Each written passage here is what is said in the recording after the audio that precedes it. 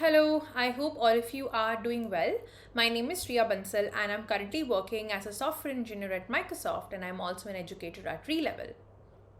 So in this video, we are going to talk about relational decomposition. So this is more or less, or what we are going to discuss in this video is more or less like a miscellaneous topic. We have already talked about a little bit before in like some of the normalization forms that we discussed, but I thought it's important to, put it all together once as well so that you can get the bigger picture as well. Alright, so let's go ahead. Let's talk about relational decomposition.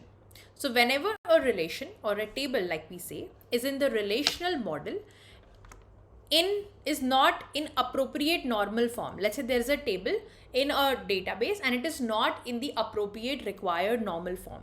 Then how do we take it to the normal form? We basically do decomposition, right? Then the decomposition of a relationship is required, right? Based on what normal form you're trying to achieve. You would have seen that mostly we were doing decomposition only, right? We were breaking up the attributes into separate tables and then achieving the required and the appropriate normal form. Now in a database, it means that you're breaking the tables into multiple tables, right? If the relation has no proper decomposition, right, then it may lead to problems like loss of information. That means if you do not do proper decomposition, right, if it is not done well, it can also lead to some loss of information. Okay, so decomposition as a concept is basically reduced or is used to eliminate some of the problems of bad designs like anomalies, inconsistencies and redundancy. Okay, so understand it this way. Decomposition is not just a part of normalization.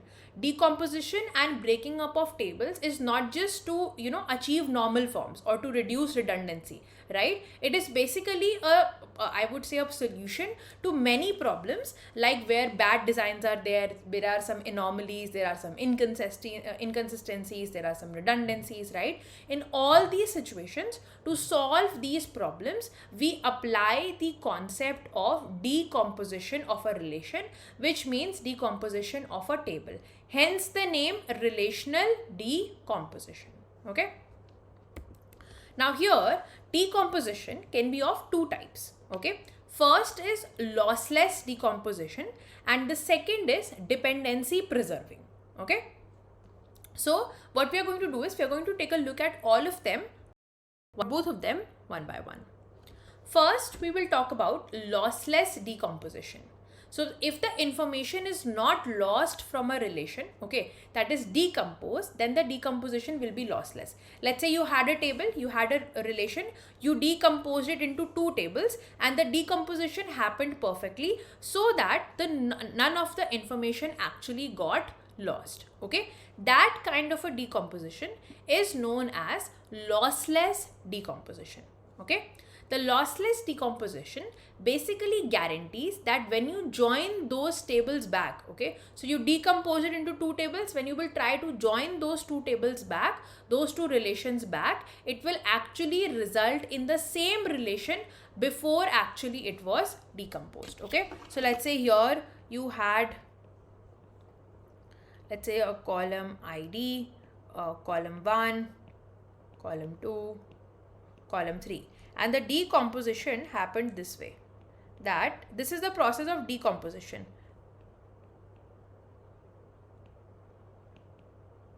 When you're going down, okay, let's say you have column 1 and you have column 2, and using this ID you have column 3, right? Now this kind of a decomposition will be lossless, right? That when I will apply the join of these two tables, I will get the original table back.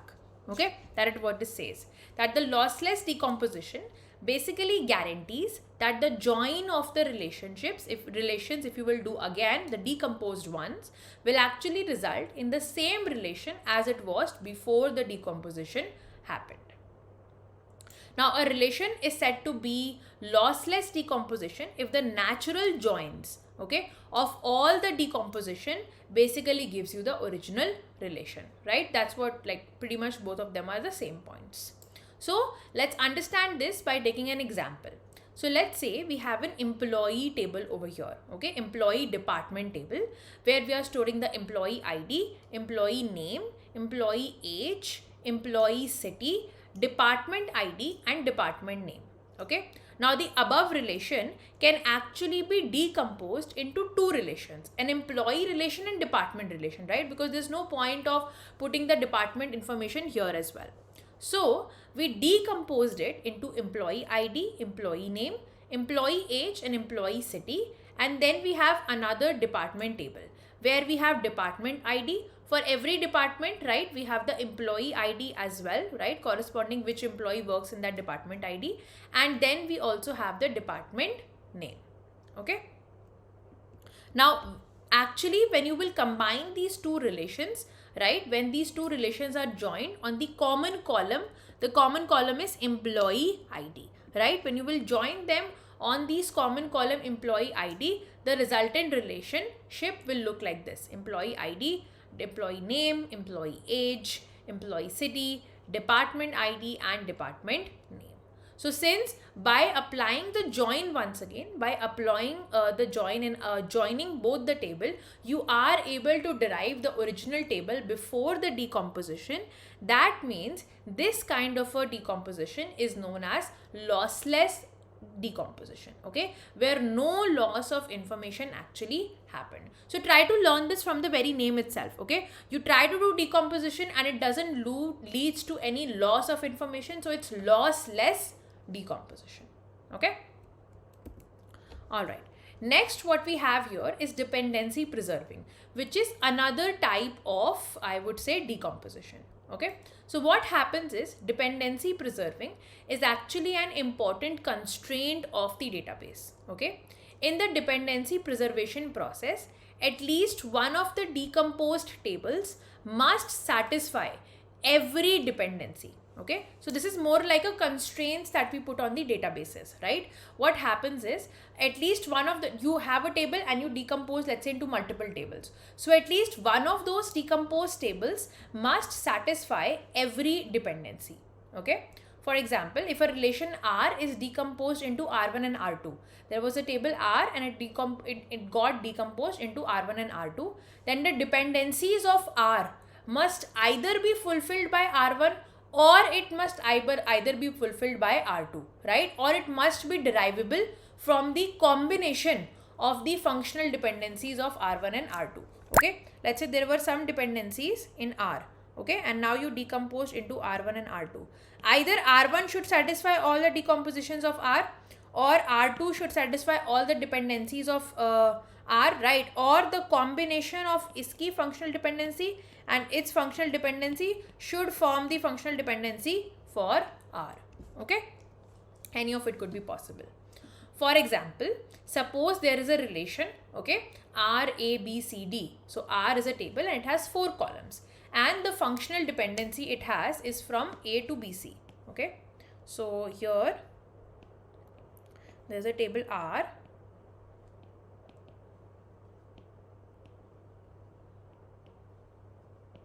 Like this. Okay, now over here it says A is BC, right? So to determine B and C, you basically need A. Okay, now the set of the relational R is now decomposed into like this. So you decompose it and you got this.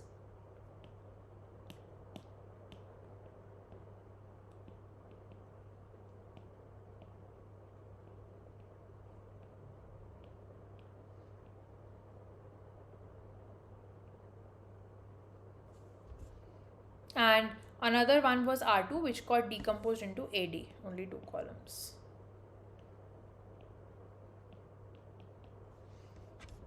Okay, now which is this kind of a decomposition is the one which is preserving the dependency, dependency preserving, right? You need to preserve the dependencies, right? How come it is happening? Because the functional dependency, this, right, A to BC is basically a part of this relationship as well. Okay, so R1 as a decomposed table took the responsibility of preserving the dependencies of the uncomposed or undecomposed table R. Okay, so here in this case the dependency is preserved. Okay, so that is what the two concepts is that we talked about: lossless decomposition, where the decomposition is lossless, right? It is not really leading to any loss of information. Okay, the second one is dependency preserving, right? Whenever there is a dependency, right, decomposition happening, we want to make sure that the dependencies are preserved. Okay, any decomposition which actually leads to loss of information is known as lossy decomposition. Okay, remember this term as well. Let's say you do a decomposition in which you actually lost some information, right, because of the decomposition process. That is known as lossy decomposition. The other one is lossless decomposition. Now the next part in this, I think we already talked about this in the 4NF normal form, but let's just quickly reiterate here as well. Multi-value dependency occur when two attributes in a table are independent of each other. Okay, they are independent of each other, but they are actually depending on a third attribute. Okay, a multi-value dependency consists of at least two attributes, right, that are dependent on a third attribute, and that's why it's always requires at least third attributes. That's why you remember, if you've not watched 4NF normal form, I would recommend first to watch this and then watch this one. But it says that in order for the multi-value dependency to be there, first of all, there should be at least three attributes. That is what this point is actually saying, that we require at least three attributes. Then the other point for that was that A, for a single value of A, multiple value of B should exist, right? And then if this happens, that A is dependent, multi-value dependent on B, then B and C should be independent of each other. Or the other way of saying this, if A and B is this and A and C is this, then B and C should be independent of each other. Okay, that is what multi-value dependency is. Let's quickly take an example as well. So here there is a bike manufacturer company which produces two colors. Okay, they produces bike of two colors, white and black, of each model. Okay, so the bike model is shown, the manufacturing year is also shown, and the color is also shown, right? White, black corresponding to it. Now here the columns color and manufacture, right, are dependent on bike model, correct? In order to know the color of the bike, you should know the model of the bike. In order to know the manufacturing year of the bike, you again should know the model of the bike, correct? So A is dependent on B, right, and A is dependent on, B is dependent on A, and C is also dependent on A, but B and C are independent of each other, right? That is what is happening over here, right? That here B is dependent on A, right? C is dependent on A, but B and C, what are B and C? B and C are manufacturing year and color, right? Both of them are independent of each other. Okay, it might look like the definition that you understood in 4NF and here is different, but it's pretty much the same thing. Just the way of representation has been slightly different. Okay, so don't get confused with that, but it's pretty much talking about the very same idea itself. Okay, coming back to the idea over here, that color and manufacture are dependent on bike model, right, but they are actually independent of each other.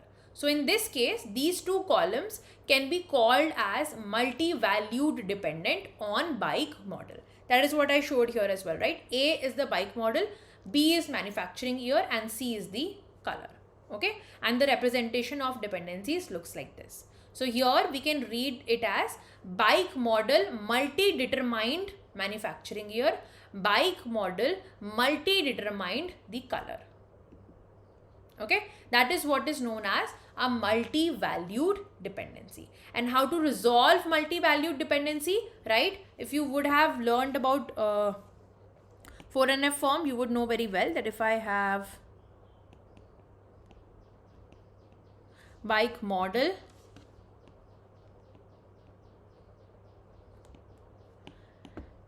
manufacturing year and color, it has multi-valued dependency. How do I remove it? Right, by this. There is one table now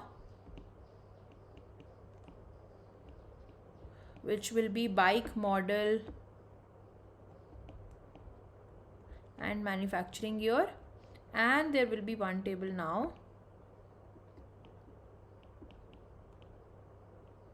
which will be bike model and color. So we have actually decomposed it into two different tables over here. Okay, and that suffices our use case as well. Okay, so that is how you remove multi-valued dependency. This we've already seen in 4NF normal form. So if you did not attend the 4NF normal form video, you can go ahead and take a look at that. You will understand how this works. Okay, it basically explicitly talks about multi-valued dependency only, right? Because for a particular table to be in 4NF normal form, it should not have multi-valued dependency. So there we actually understood what multi-valued dependencies are and how do we remove it. Okay, so this concludes pretty much like a miscellaneous topic for our I would say knowledge over here, and with this we also conclude the entire series of keys and normalization as well. Okay, we started with the very basic idea of how do we understand keys, right? What is the concept of keys, how do we understand it, and then moving forward we understood the concept of normalization. How do we introduce, why do we really need normalization, how does normalization helps us, what kind of anomalies are removed by normalization, right? And then we talked about all the normal forms which are there.